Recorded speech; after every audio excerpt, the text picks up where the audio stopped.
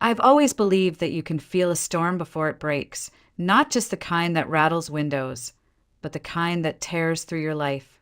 That morning in Rockport, the sky over the harbor was unusually still, the gulls eerily quiet, and my chest felt heavy for no reason I could name. I stood on the balcony of our third-floor condo, looking out at the boats bobbing against their moorings, and told myself it was nothing, just another cool Maine morning. But deep down, I knew something was wrong. Cole had left his coffee untouched, a bad sign in itself. My husband thrived on routine, strong coffee, quick news check, then hours shut away in his home office, tinkering with projects for his tech company. For weeks, he'd been under pressure from a competitor who wanted to merge with him, except the offer sounded more like an ultimatum. Cole refused, and the pushback had been relentless. Surprise inspections, mysterious delays with shipments, even veiled threats slipped into phone calls late at night. By 8:30, I'd called him twice, straight to voicemail. That in itself wasn't alarming. Sometimes he lost track of time, but by 10, I'd tried again, nothing. I told myself he was deep in work, maybe wearing those noise-canceling headphones I hated because they made him unreachable. Still, the unease wouldn't let go. I left the clinic earlier than planned, telling the front desk I wasn't feeling well. The drive home was only 10 minutes, but the closer I got, the harder my heart pounded. Pulling into the lot behind our building, I spotted Cole's black SUV in its usual space. So he hadn't gone far. That should have been reassuring. It wasn't. I was halfway across the lot when a voice cut through the quiet. Natalie Pierce. I turned. Two men stood by the shadowed edge of the building. They weren't locals. Their city-cut coats and heavy boots didn't fit here. They walked toward me, unhurried but deliberate. Every instinct screamed at me to keep my distance. "What do you want?" I asked, trying to sound steadier than I felt. One of them, a thick-set man with a scar along his jaw, smiled without warmth. "You'll give your husband a message. He needs to agree to the terms he's been offered. All of them, if he wants things to stay pleasant." The other, taller and gaunt, chuckled under his breath. "Otherwise, he might spend a long time looking for you, and he might not find you at all." The words dropped into me like ice water. My hands tightened on my bag.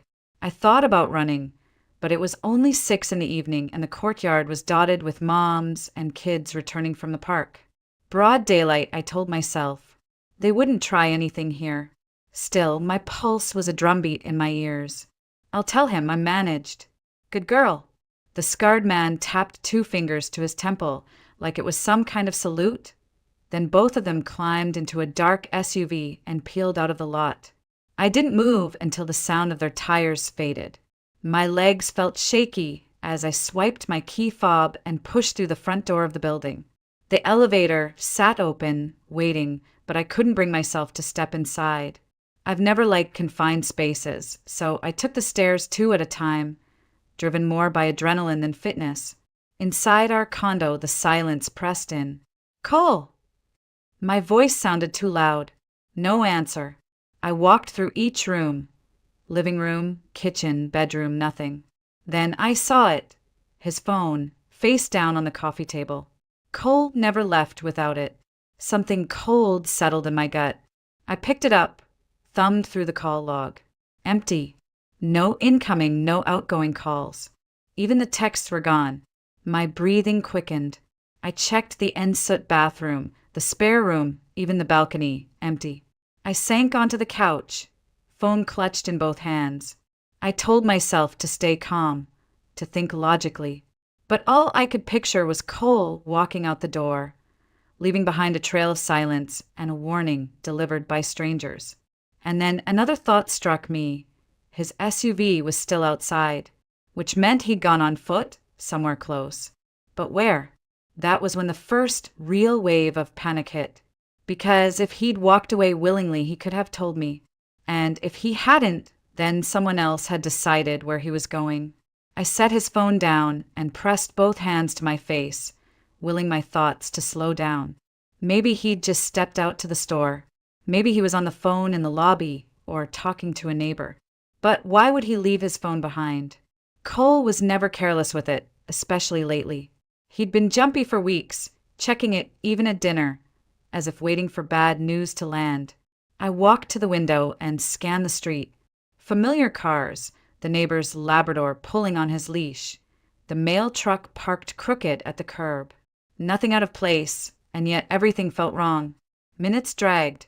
I told myself I'd wait outside, just in case. I slipped my keys into my pocket and headed down to the front steps. The air smelled faintly of salt and fish from the harbor. I sat on the wooden bench near the entrance, arms wrapped tight against the late September chill, eyes tracking every figure that passed. An hour ticked by. No Cole. My stomach tightened with a hollow ache. I pulled my phone from my coat pocket and dialed the one person I could think of. "Erin, hey, can you come over? I think something's wrong." Her voice sharpened instantly. "Nat, what happened?" "I don't know. Cole's gone. His phone's here. And 2 men stopped me outside. They told me to tell him to accept some kind of terms. Erin, they knew my name." My throat caught on the last word. "All right, I'm coming now. 20 minutes, tops. Don't go anywhere. Lock your door." I managed a shaky, okay, and hung up. Back upstairs, the condo felt colder than before. I sat on the couch, hands clenched in my lap, listening to the muted hum of the refrigerator, the occasional creak from the building settling. Every sound felt magnified, like the silence was waiting to be broken. When Erin arrived, she took one look at me and shut the door behind her with more force than necessary. "Tell me everything. From the beginning." I went through it all, the phone, the SUV, the men in the lot. She listened without interrupting, her eyes narrowing in thought. When I finished, she sat back. "If what they said is true, it's serious. You can't just brush this off." "I know, but what am I supposed to do? Call the police and say my husband's gone without telling me? They'll ask if he's done this before, and I'll have to say no. They'll think he's just cooling off somewhere." "Maybe," she admitted, "but something about this stinks. Those guys didn't just happen to be there." We stayed up waiting, the hours stretching thin. Midnight came and went. By 1 a.m., the weight of exhaustion and dread had settled deep in my bones. Every time headlights swept across the window, I thought it might be him. Every time they passed, the disappointment dug a little deeper. By 2, Erin's jaw was tight enough to crack. "All right, we give it 1 more hour. If he's not back, we start making calls to hospitals, police, whoever we have to." I nodded, though I doubted sleep would come even if we tried. The clock's red digits glowed in the dark. Somewhere beyond these walls, Cole was out there, and I couldn't shake the feeling that he wasn't coming back the same way he'd left. By 3 a.m., the silence was unbearable. Erin grabbed her phone and a pad of paper, the kind she used at work, to jot quick notes. "We're calling the hospitals first," she said, already scrolling through the list. I listened as she spoke to the first receptionist, her tone clipped and professional. "No, not admitted tonight. Thank you." Call after call, the answer was the same. No one matching Cole's description. We moved on to the morgues. My hands clenched so hard they ached as I listened to Erin repeat the same details. Male, early 40s, 6 feet tall, dark hair. "No, nothing," she'd say, her face tight with relief each time. But relief was quickly replaced by the gnawing question. If he wasn't there, then where was he? Finally, she called the police department. "We'd like to report a missing person," she began, but the officer cut her off. I could hear the boredom in his voice, even from across the room. Unless Cole had been missing for more than 24 hours, there wasn't much they could do. Erin hung up, muttering something under her breath. "They're useless, and honestly, I can't blame them. This doesn't look like a crime yet." "It feels like one," I whispered. She looked at me for a long moment. "I don't want to scare you, Nat, but this isn't adding up. Those guys today, they weren't here for a friendly chat." I rubbed my eyes, wishing I could scrub away the memory of their voices. "So what do we do?" We keep you safe, she said firmly, until we know more. Her words had barely settled when a sharp rattle at the front door made us both freeze. We looked at each other, then toward the sound of the lock being tested. Erin was the first to move, padding silently to the peephole. She pressed her eye to it, then jerked back slightly. 2 men, she whispered. Not the same ones from earlier, but they're not here to borrow sugar. The rattle became a more deliberate shake, then a muffled voice. Police! We need to speak with you. Erin's eyes narrowed.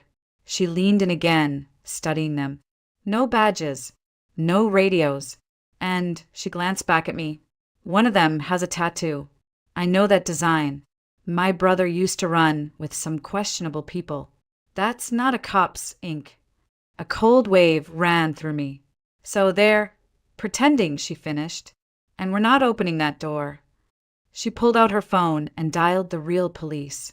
Her voice dropped to a whisper as she explained the situation, giving her address and the description of the men. We waited, the sound of my heartbeat loud in my ears. The voices outside went quiet.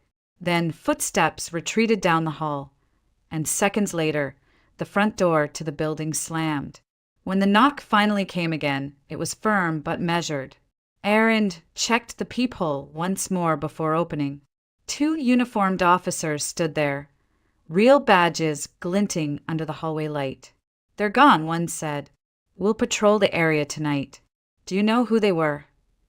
No, Erin answered quickly, and I don't think we want to. They took a brief statement, promising to follow up later. As soon as the door shut, Erin turned to me, her expression grim. This isn't safe anymore. We can't stay here, not with people showing up in the middle of the night. I nodded, my throat tight. She was right. The condo suddenly felt less like home and more like a target. And if those men came back, I wasn't sure the locks would be enough to keep them out. Erin didn't waste time. Pack a bag. Only essentials, documents, cash, a few clothes. We leave in 20 minutes. Her decisiveness steadied me enough to move. I pulled my carry-on from the closet and started throwing in whatever my hands landed on. Jeans, sweaters, my stethoscope, a photo of my parents that had sat on the nightstand since we moved in. When I reached for the small safe tucked behind my shoes, my hands were shaking. I punched in the code, swung the door open, and froze. It was empty, completely empty, except for my passport. Erin stepped into the doorway. What's wrong? The money's gone. All of it. My voice cracked. She stepped closer, peering inside. Nat, I hate to say this, but if only you and Cole had the code, you think he took it? Her expression said she didn't want to answer. I think it's the simplest explanation. I swallowed hard, fighting the sting behind my eyes. There wasn't time to fall apart, not now. I shoved the passport into my bag and zipped it shut. Erin was already making calls. I know a place. Private cabins, no paperwork, cash only. It's off Route 3 near Acadia. You'll be safe there. Safe. The word felt foreign. Within minutes, we were in her car, the dark streets of Rockport slipping past in the rearview mirror. The harbor lights dwindled, replaced by the black silhouettes of pine trees against a cloudy sky. Erin kept her eyes on the road, her knuckles white on the wheel. You'll need to keep your phone off, she said. If those men are looking for you, it's better they can't trace a signal. I nodded, staring out at the blur of forest. The further we drove, the more unreal it felt, like I'd stepped into someone else's life. 2 hours later, we turned onto a narrow gravel road. The crunch of tires echoed in the stillness. Ahead, a scattering of warm yellow lights glowed between the trees. Erin parked near a small office building with a wooden sign that read Seabrook Lodge. Inside, a man in his 50s greeted her with the kind of familiarity that told me this was no ordinary check-in. Erin spoke, quietly, handing over a wad of cash. He nodded, slid a key across the counter, and didn't ask for my name. The cabin was small but cozy. Knotty pine walls, a stone fireplace, a single bed draped in a quilt. I dropped my bag by the door and sank onto the edge of the mattress, the fatigue of the past 24 hours finally catching up to me. Aaron crouched in front of me. "I'll come by in a couple of days. Keep a low profile. Don't go into town unless you have to. And remember, you're here under a different name. No one needs to know you're Natalie Pierce." I managed a faint smile. "Who am I then?" "Whoever you need to be to stay alive." She squeezed my hand, then straightened. "Get some rest. Tomorrow is a new day, even if it doesn't feel like it yet." When the door clicked shut behind her, the cabin seemed impossibly quiet. Outside, the wind rattled through the pines. Somewhere in the distance, waves broke against the shore. I told myself I was safe now, but safety, I was learning, is a fragile thing. The first night in the cabin passed in fragments. Short bursts of sleep cut by the sound of the wind in the pines, the distant crash of waves. By morning, my nerves felt raw, but I forced myself up.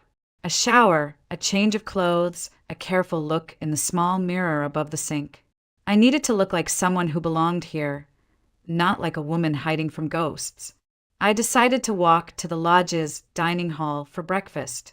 The air outside was crisp, tinged with the smell of salt and pine. Sunlight filtered through the trees, dappling the gravel path. For the first time in days, I let myself breathe all the way down to my lungs. I was rounding the corner of my cabin when I nearly collided with someone. "Whoa, sorry," a man said, stepping back with an easy smile. He was tall, broad-shouldered, with dark hair and a faint shadow along his jaw. The kind of presence you notice even before you see the face. "It's fine," I said quickly, instinctively putting a bit more space between us. "You must be my new neighbor," he said, nodding toward the other half of my cabin. "I'm Grant Ellison." I hesitated, then offered my hand. "Natalie." I stopped myself just before giving my last name. "Well, Natalie, welcome to Seabrook Lodge. You here for vacation?" His tone was light, but his eyes, gray, sharp, felt like they saw more than I was saying. "Something like that," I replied. He gestured toward the path. "Heading to breakfast? They do a decent omelet. I could use the company, unless you've got someone waiting." "I don't," I admitted. The dining hall was a low log building with big windows that looked out over a slope of evergreens. We took a corner table. A waitress brought coffee, and I noticed she seemed to know Grant well enough to skip the small talk. "So, what do you do?" I asked, more out of politeness than curiosity. "I work in investigations," he said. "Law enforcement." That explained the eyes, the way he seemed to be taking in every detail without trying. "Here on a case?" He smiled faintly. "Here to get some perspective. A change of scenery never hurts." I didn't press, and he didn't ask much more about me. Instead, he told a few dryly funny stories from his work. Carefully vague, but enough to make me laugh despite myself. After breakfast, he glanced toward the rec hall. "You played pool?" "I have," I said cautiously. "Come on, let me get beaten by the new neighbor. It'll keep my ego in check." I didn't mean to say yes, but I found myself following him. The pool table was worn, the cues mismatched, but the game felt strangely grounding. For an hour, we talked about nothing that mattered. The weather, the best trails nearby, his opinion on lobster rolls versus crab cakes. When we stepped back outside, the sky had clouded over, the wind lifting strands of hair from my face. "Thanks for the game," I said. "Any time," he replied, and there was something in the way he said it, steady, certain, that lodged in my mind long after I'd returned to my side of the cabin. That night, lying in the dark, I thought about the ease in his voice, the way he'd kept the conversation light without making it shallow. For the first time since Cole vanished, I'd gone a few hours without replaying the threats in my head, and that realization was both comforting and dangerous. Erin showed up 3 days later, her SUV pulling into the gravel lot, just as the late afternoon light turned the pines gold. I met her halfway, relief flooding me at the sight of a familiar face. "You look better than I expected," she said, squeezing me tight. "I've been keeping busy," I replied, careful not to glance toward the other half of my cabin. We spent the first hour just talking mundane updates from home, small jokes to ease the weight hanging between us. But eventually her expression shifted. "Any word from Cole?" I shook my head. Nothing. Not a call, not a message. Aaron's gaze softened. "Nat, I don't think he's coming back the way you want him to." Before I could answer, a sudden wave of nausea hit me hard enough to make me press a hand to my mouth. Aaron's brows shot up. "You okay?" "I'm fine. Just probably didn't eat enough today." She stared at me like she could see straight through that lie. "When was your last period?" I opened my mouth, closed it again. The truth hit me like a slow, cold tide. "Over a week late," I admitted. Erin was already rummaging in her bag. "We're fixing this mystery right now." 10 minutes later, I was staring at 2 bold pink lines. "I'm pregnant," I said, the words barely audible. Erin smiled, though her eyes were damp. "You're going to be a mom." I sat heavily on the bed, my hands instinctively resting on my stomach. "Cole's baby." The phrase felt strange in my mouth. That night, after Erin turned in, there was a knock on my door. When I opened it, Grant was standing there, hands in his jacket pockets, expression unreadable. "Can we talk?" I hesitated, then stepped aside. He didn't waste time. "I need to tell you something. I've been looking into your husband." My pulse kicked up. "Why?" "Because I don't believe this is just a business dispute." And I was right. His voice was steady, but there was an edge to it. "Cole owes a lot of money to very bad people. Not because they forced him into a merger, because he borrowed it, a sum large enough to make people do desperate things when it's not repaid." I gripped the back of a chair. "That doesn't make sense. We had savings. We weren't in trouble. Maybe not the kind of trouble you knew about." Images flickered in my mind. Cole's late nights, his clipped phone calls, the way he'd started locking his office. What happened to him? Last confirmed sighting was on a security camera outside a strip mall in Bangor. After that, nothing. My guess? He changed his appearance, maybe even his name. It was too much. I sat down, feeling the world tilt. "So he's gone. By choice." Grant's gaze softened. "Nat, I'm sorry. I know that's not what you wanted to hear. But you needed to know what you're up against. These people might use you to get to him. That's why you need to stay hidden." I thought about the empty safe, the warning in the parking lot, the silent phone, and then about the life growing inside me. My chest ached with a complicated mix of grief and resolve.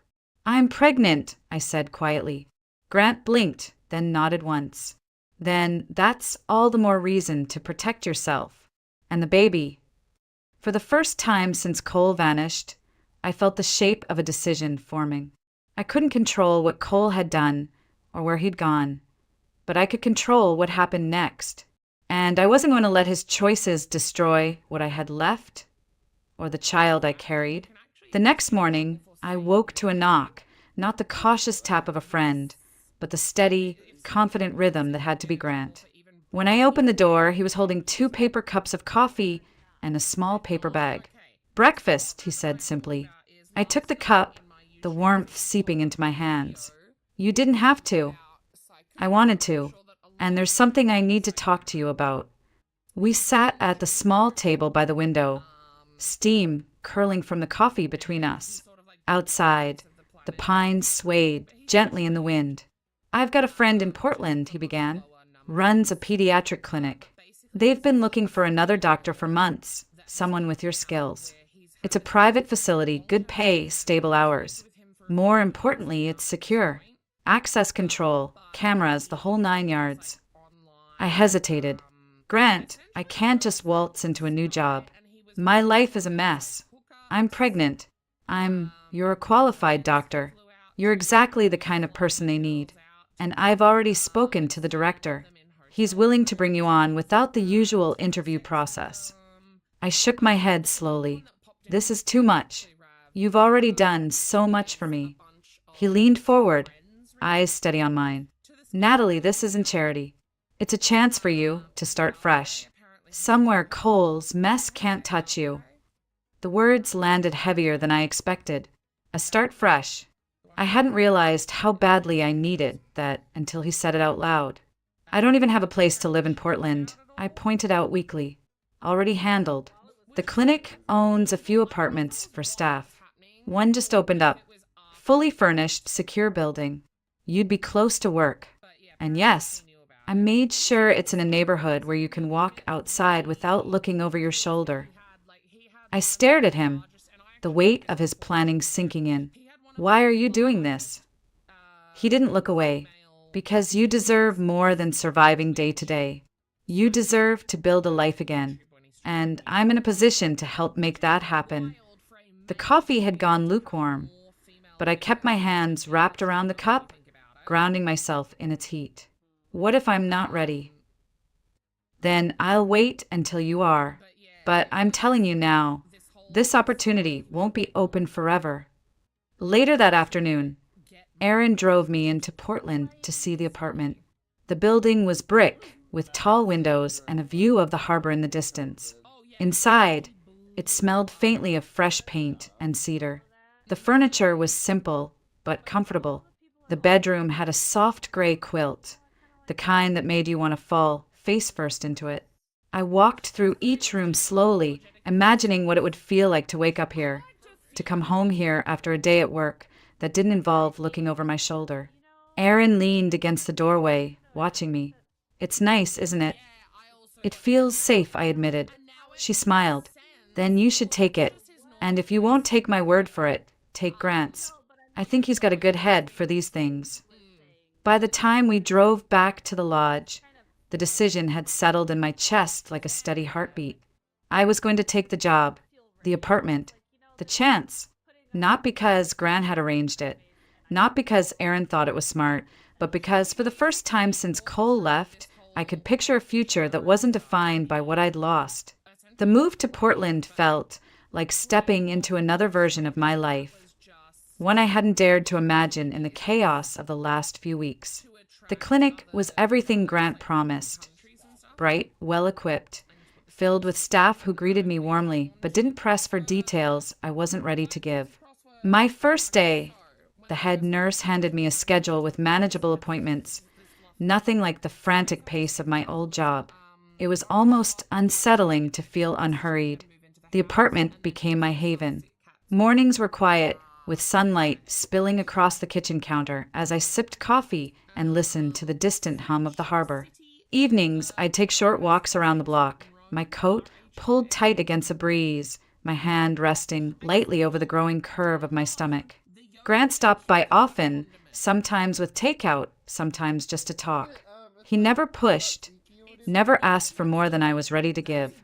Instead, he became a constant, the steady point in a world that had spun out from under me. Erin noticed, of course. One night over dinner at my place, she leaned across the table and said, "You know he's crazy about you, right?" I laughed it off, but my chest warmed in a way I couldn't quite dismiss. When Liam was born, a healthy, dark-haired boy with a grip stronger than I thought possible, Grant was there. He held my hand through the delivery, his voice steady when mine shook. The first time I saw him cradle Liam, the careful way he supported that tiny head, something in me shifted. The weeks after were a blur of sleepless nights and endless feedings, but they were nothing like the hollow exhaustion I'd felt when Cole's disappearance consumed my thoughts. This was different. This was a fullness that made the tired worth it. Grant didn't just visit, he stayed. Sometimes he'd take Liam in the middle of the night so I could get a few hours of rest. Other times he'd cook breakfast while humming under his breath, the scent of coffee and eggs drifting into the bedroom. On Sundays, Aaron would join us for walks along the eastern promenade. We'd push Liam's stroller down the paved path, the harbor stretching out beside us, the masts of sailboats swaying gently. There was laughter again, real laughter that came from a place deeper than relief. Years passed, the seasons in Maine painting our lives in cycles of snow, salt air, and the gold light of fall. Liam grew into a curious, fearless little boy who loved climbing rocks by the shore and asking impossible questions about the sea. The clinic promoted me to lead pediatrician. Erin got married, her reception a noisy, joyful night where I danced with Liam on my hip and Grant's hand steady at my back. It wasn't the life I'd planned, but it was a life I'd chosen, piece by piece, out of the wreckage of what came before. And it was mine, completely mine. It was a warm September afternoon when I finally drove back to Rockport, not for a reason tied to fear or some unfinished thread from the past, but because Liam wanted to see where the ocean is louder. We parked near the lodge, now under new ownership, and walked down the familiar path lined with pines. The air smelled the same as it had that first week, salt, pine, and something untamed, but it felt different in my chest, lighter. We found the rocky overlook where the water crashed hard against the cliffs. Liam climbed onto a boulder, arms spread like he could catch the wind. Grant stood nearby, one hand resting on his shoulder to keep him steady. I let the sound of the waves fill the silence between heartbeats. For the first time, I could stand here without the weight of unanswered questions pressing into my ribs. Cole was gone, and whatever choices had taken him from me were no longer mine to carry. I had faced the storm, and I had built something stronger in its wake. Liam scrambled down and ran to me, his cheeks flushed, his hair wild from the breeze. "Can we come back here every year?" he asked, slipping his small hand into mine. I smiled, feeling the warmth of the sun on my face, the steady presence of Grant beside us. "Yes," I said, "every year." As we turned to go, I glanced back once more at the horizon, the endless sweep of blue meeting sky, and felt the last quiet pieces of my old life settle into place. Not with bitterness, not with longing, just with the certainty that I was exactly where I was meant to be. The road ahead was mine now, unshadowed, and for the first time in years, I couldn't wait to see where it led.